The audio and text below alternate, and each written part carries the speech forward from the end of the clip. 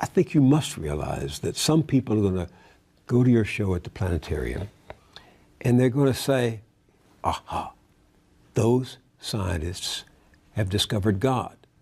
Because God, dark matter, is what holds this universe together.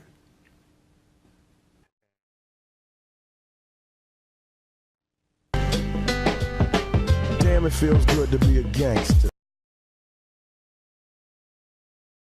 You look at the formation of the Earth and the earliest sign of fossil life. Subtract a few hundred million years at the beginning of Earth, when Earth was a shooting gallery. Earth was still accreting the birth materials of the solar system.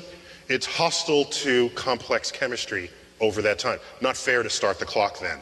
Wait a couple hundred million years, now start the clock, and wait around and see when you have the first signs of single-celled life. At most, 400 million years. At most. Earth has been around for 4.5 billion. So Earth, without any help from us, with basic ingredients found throughout the universe, managed to create life, simple though it was. So, and Earth, one of, 8 planets, get over it.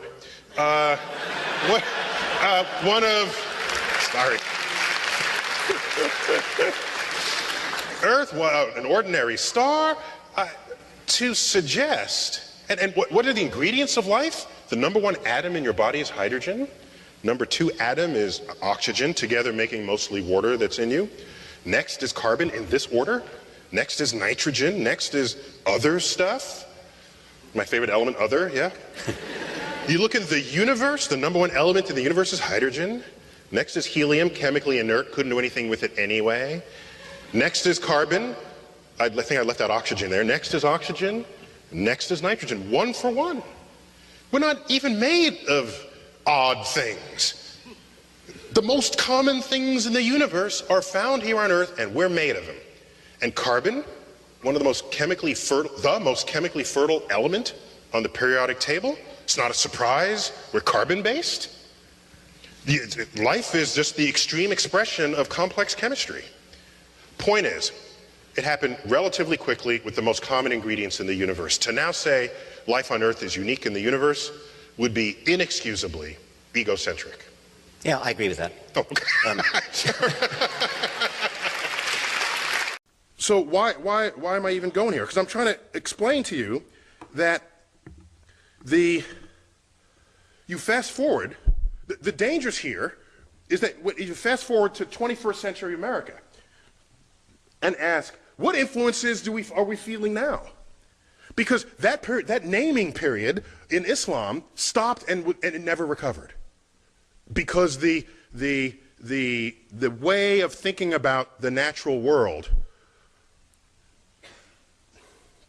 revelation replaced investigation. Okay? So I fast forward to 21st century, and what do you find? You get things like this. Okay? This is in America. All right? So now, what I find interesting is the level of passion that it requires to actually do it. You gotta pay for this, okay? And it means a lot of people are pissed off at the Big Bang. They're pissed off at the Big Bang. At our museum in New York, the American Museum of Natural History, they come to the Big Bang exhibit, and sometimes I don't feel like having that conversation. I say, why don't you go to our hall of human biology first, and then come to us? And that's where we have sort of monkeys holding hands with people in skeleton forms, and then they never make it back to the Big Bang. They're gone forever. Okay, so however egregious the Big Bang is, monkeys and people is a worse transgression, apparently. Astrology. This is what you do. Get a classroom of people, a group of people who are believers, and don't do what they want. This is what you do. Go to the horoscope that day. Pluck one at random, read it to that audience and say, whose horoscope did I just read? 2/3 of the hands will go up, okay? Which we know is not how that's supposed to work. It should really be 1/12 if it had any sense at all. That's the simplest test that I know to demonstrate to someone that it's just bunk, other than the rational arguments that you might spend time offering. Like where the sun was when you were born doesn't match where it was 2,000 years ago when this got laid out. And the fact that there are 14 constellations in the zodiac, not 12. One of them is Ophiuchus. Any Ophiuchans here? Okay? Some people know they're Ophiuchans. The sun, after passing through Scorpio, spends more time in Ophiuchus than it did in Scorpius. So if you thought you were Scorpion, you're probably Ophiuchian, and all Ophiuchans and Scorpions are currently Librans. That's how that plays out. So you go around the world and you find times and places where nations have excelled in one subject or another. There's a birth of that period of where they excel, and then there's a peak, and sometimes it drops off, and sometimes they hang on. And so you can ask the culture of that. What was going on in that nation to support those discoveries? And then what happened when they ended? And so I call that sort of naming rights. If you were there first and you did it best, you name things. Particle physics in this country, in the United States, was like going gangbusters after the Second World War. And the discovery of atomic elements, look at the periodic table. There's berkelium, californium, you know, we got half the United States up there in the upper, heavier elements of the periodic table. Am I right there, Sir Weinberg? Okay, I don't want to. That's not because the world liked California or Berkeley. It's because the work was done here. It's because there was an effort to excel in just those subjects. And it shows up in other ways. Well, I'll give you just briefly. You know, part of the naming rights is that you don't have to name it. So, for example, while we didn't invent the internet, we certainly exploited it here in America. We did that sort of first and best. And so your email address does not end in .us. Everybody else is in the world, they got to say what country they came from. We don't. Okay? It's simple, but it's the consequence of being there first and doing it better than anyone had done it before. Do you know that the British postage stamp is the only postage stamp in the world that does not identify the country of origin? Because they invented postage stamps. So why should they have to say what country it is? It's their invention. Okay? Check them out. It's just the facts of this. The constellations of the night sky, it's the Greek and Roman, and it's lasted to this time because they did a really good job thinking that stuff up. All the mythologies of the heavens, that really stuck with us. All right, so I'm going to make a larger point, not to get gratuitous on you here, but September 11th, 2001, as we all know, this was going on in New York City. This is the view outside of my window. I live 4 blocks from ground zero. Excuse me, this is the corner of the building in which I live. I went outside to get this view. I was at the time judging whether I should go collect my daughter, who was in an elementary school 2 blocks north of the North Tower. North is to the right in this picture. So I want to get a closer view with a highly magnified zoom lens to see what, while that was happening, the plane flew into the South Tower. And so no one was thinking terrorism until the second one was hit. The first one was just sort of a bad tragedy. And so these are just 3 frames from my camcorder. This is at t equals 0. This is 1 second, well, like actually a fraction of a second. The plane was moving probably 500 miles an hour. And just to understand, the black building, that black sort of monolithic building, that is 50 stories tall. This is New York City, people. So tall buildings are kind of, they're just all over the place. And that's just a hotel, a 50-story hotel. And it's the towers are foreshortened because they're the angle at which this is shown. I put these up because a few days after this, President Bush, I don't remember where he said this, on the steps of the White House, in the Rose Garden or at the Capitol, in an attempt to distinguish we from they, the terrorists who flew these planes into the buildings and into the, that went down in Pennsylvania and in Washington, to distinguish we from they, he loosely quotes a phrase out of the Bible by saying, our God is the God who named the stars. Now, this is before I was on his Rolodex, okay?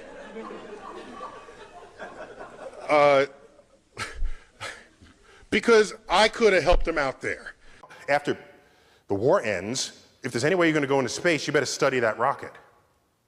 That's why every rocket in science fiction stories in the 1950s looked like the V-2. It had fins, it was bullet-shaped, Did you just take a picture of me like this? Okay.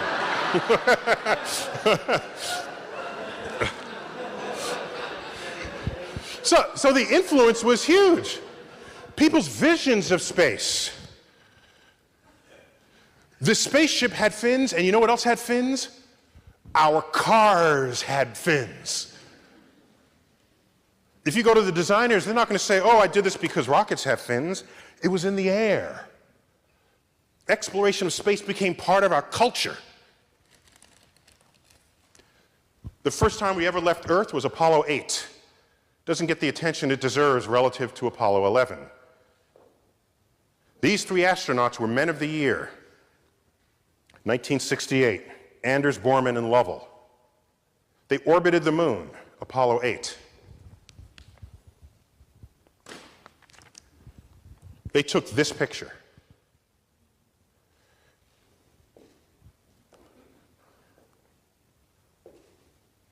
I'm almost done here, so I know you got to vote or something, or go somewhere. Does that?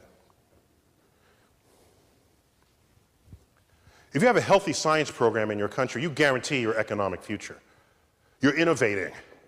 Then you don't have to have arguments about tariff regulations on products. You don't have to worry about jobs going overseas because they don't know how to do it yet, because you just invented it.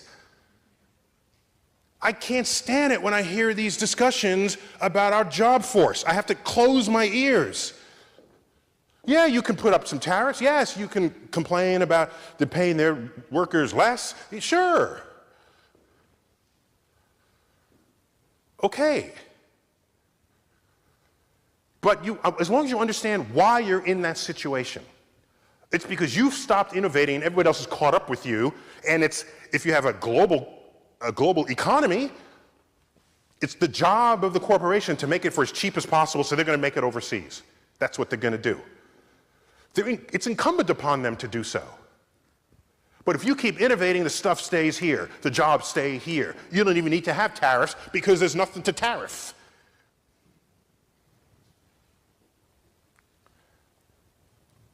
You assure the economic stability of your future. So when I hear people say, oh, we can't afford NASA, we can't afford it, we can't, it's like, you can't afford not to. What he did was he didn't invoke Zeus to account for the rock that he's standing on or the air he's breathing. It was this point of mystery, and in gets invoked God. This, over time, has been described by philosophers as the God of the gaps. Mm-hmm. If that's where you're going to put your God in this world, then God is an ever-receding pocket of scientific ignorance. If that's how you're going to invoke God, if God is the mystery of the universe, these mysteries, we're tackling these mysteries one by one. If you're going to stay religious at the end of the conversation, God has to be more to you than just where science has yet to tread. So to the person who says, maybe dark matter is God, if the only reason why you're saying it's because it's a mystery, then get ready to have that undone. Consider not long ago when so much of the Western world the state was the religion. And we have actually moved quite a distance from that, compared with 200 years ago, 300 years ago, 400 years ago, the era of the Inquisition and this sort of thing. And so to say that it has such a grip, it has a fraction of the grip that it once did on the operations of human conduct and of society. So the real question is, if implicit in that is, given what we know of science, why would religion still have any grip at all? Why does it still have a big grip? Because it's not a big grip when you look in the developed world.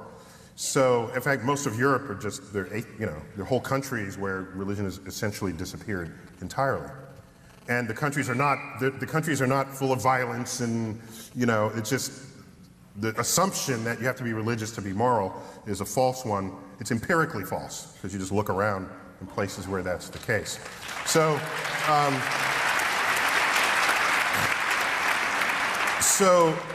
so that's one fact. And we pull away from that a little. There's plenty of what goes on in religious texts that has tremendous value to how to think about life and how to treat one another. In fact, Jefferson created what was essentially what you can think of as Thomas Jefferson, the Jefferson Bible. I don't know if you ever heard of this. He went through the Bible, and I think both the Old and the New Testaments, and he crossed off everything that was sort of mythical, magical, things that clearly violated known laws of nature, and kept the rest, and said, here is the stuff of the Bible that should have value to any modern person going forward. If you look at people who are religious today, who are not in conflict with science, they have viewed their religious text as a spiritual, something that gives them spiritual support, not as a science textbook. The conflict in society is when you have those who are still religious, who want to use their religious text as their access point to understanding the natural world. And persistent efforts of the past to make that happen have just simply failed.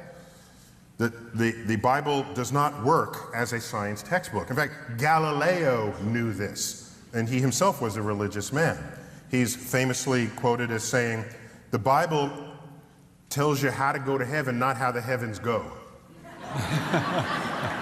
So on that scale, the conflict comes about when that subset of the religious community feels threatened by scientific discoveries that are different from how they interpret what the natural world should be in the Bible.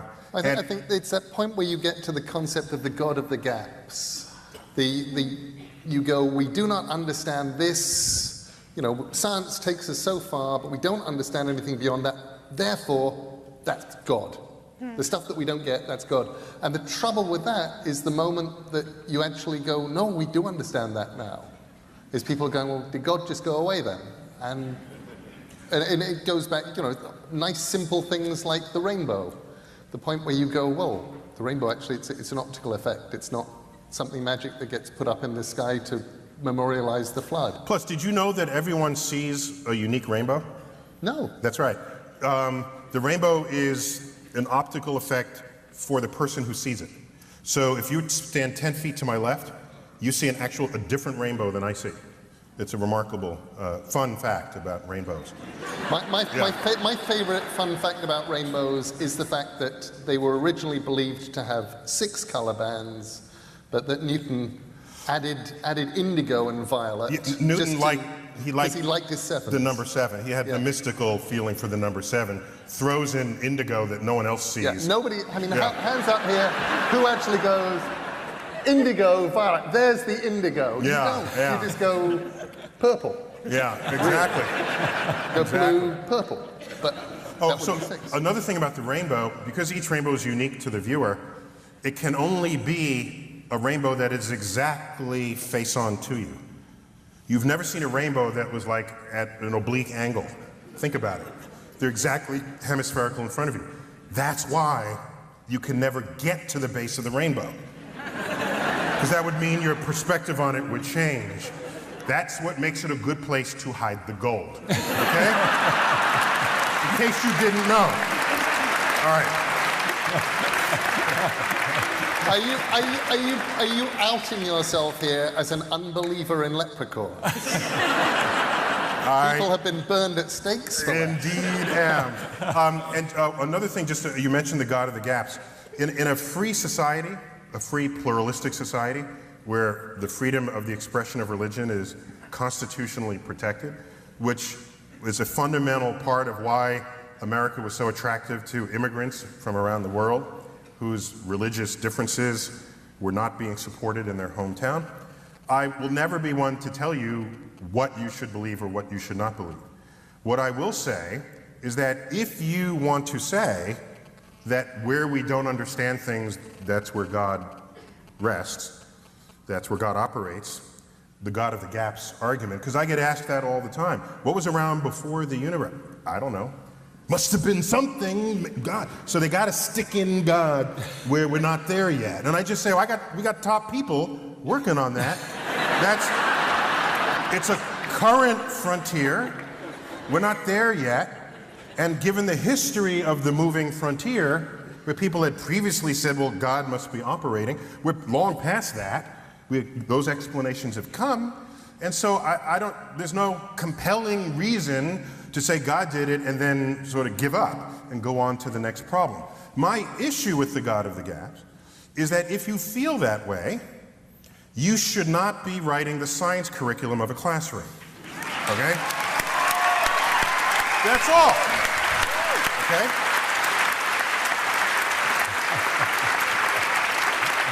Because if you do, you are undermining the very process of what science is all about. Because the God of the gaps principle is like it's a philosophy of ignorance, whereas science is a philosophy of discovery. And that's an important distinction between the two. And if you remove that foundation for what builds science, you are undermining the capacity of your culture, of your nation, to compete technologically in the 21st century. So it is not without consequence to have conduct of that way.